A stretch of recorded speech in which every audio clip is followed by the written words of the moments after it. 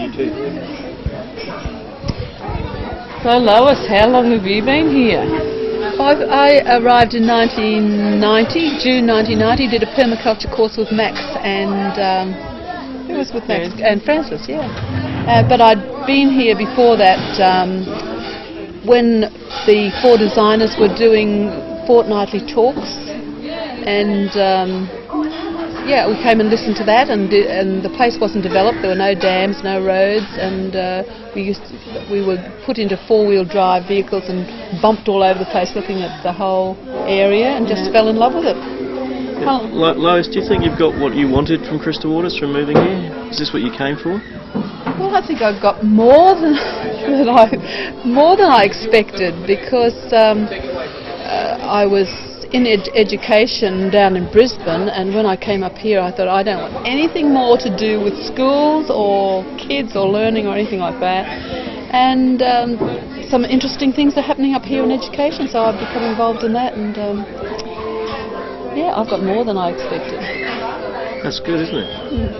What about you, Chris? How long have you been here? Well, I first got here in December '85, and I didn't come here for permaculture, so that was an added bonus, permaculture. I came here for a community with good social interaction, and the ridge that I live on, I've got such good neighbours, and I just love living here. I think it's fantastic. We've got the cafe, we've got our own privacy, and we've got supportive neighbours, and permaculture is an added bonus, and the possibility of a village area, which is a really, I think, a green view of the future, and I think ecological villages are the way to go. So I'm absolutely satisfied. What about you, Robin? Well, I've been here 10 years now. I got here just after the road work and the dams had been done, but before titles transferred, and there were very few of us here then. I've got to watch everybody come, just about, and I came here for the permaculture, because I used to do permaculture design work prior to moving here, but also I moved here so that Pele wouldn't be an only child. My daughter was 2 when we moved here, and I wanted her to grow up with other kids, and I've never once felt like leaving this place. I love it here as well.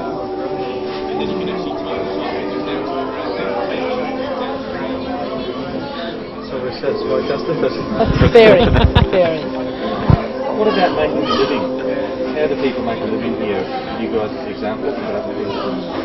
Well, for myself personally, I make a living by teaching permaculture courses here, writing about permaculture, doing a little bit of artwork, but I also am supported as a single parent by the government to live as well, and I just declare what I earn on top of that, and hopefully I won't need to be on a pension after a little while.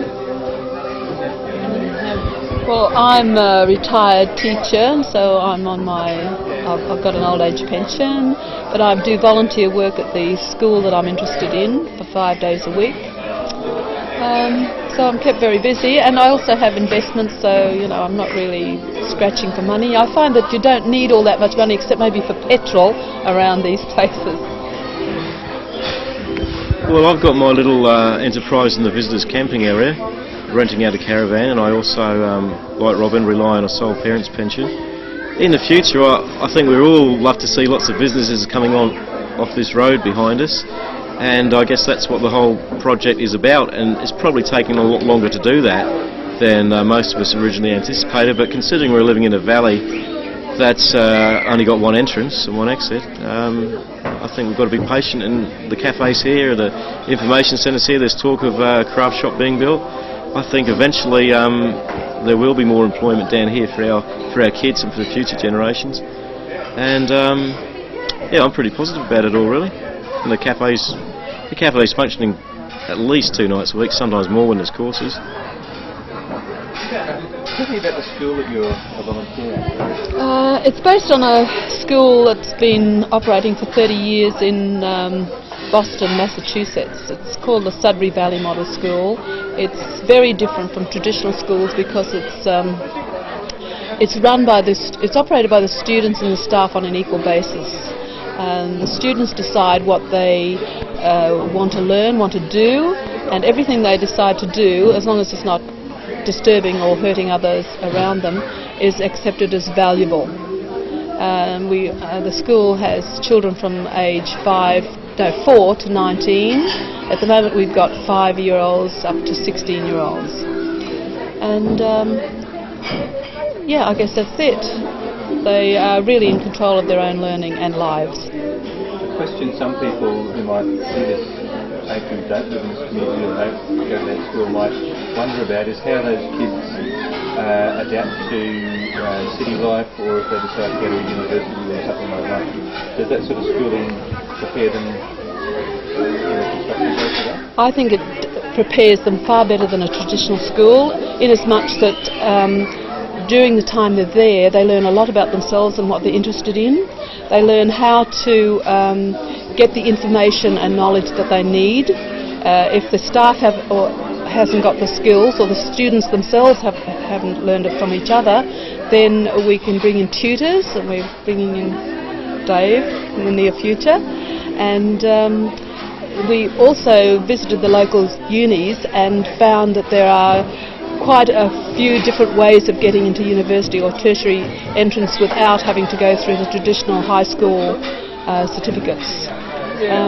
So certainly the students, as soon as the students feel they know where they're going and they find out what they need to learn, then they can get into any area or field they wish to. They've got that confidence to do it. Confidence and determination. Yes. What about future generations here? How is this community developing as far as what visions do you have of where it's going to be decades down the track?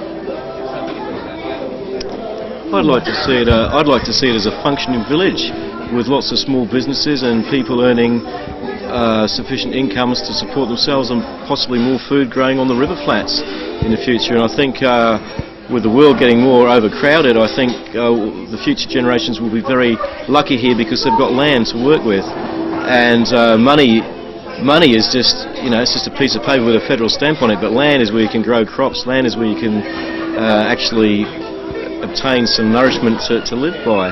So I think we've got the best currency for the future, and it's a great thing to give to our children and to their descendants.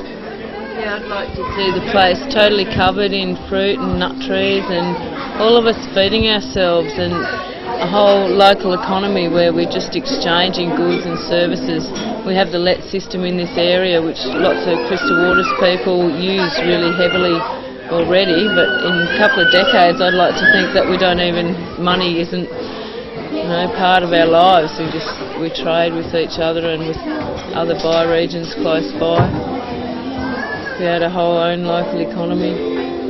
What about the permaculture courses and the other sorts of education that draws people to the community? Talk about that. Yeah, our courses, we run 3 a year, so we're attracting up to 20 people each time. They come and live here for 2 weeks and be part of the community to a certain extent.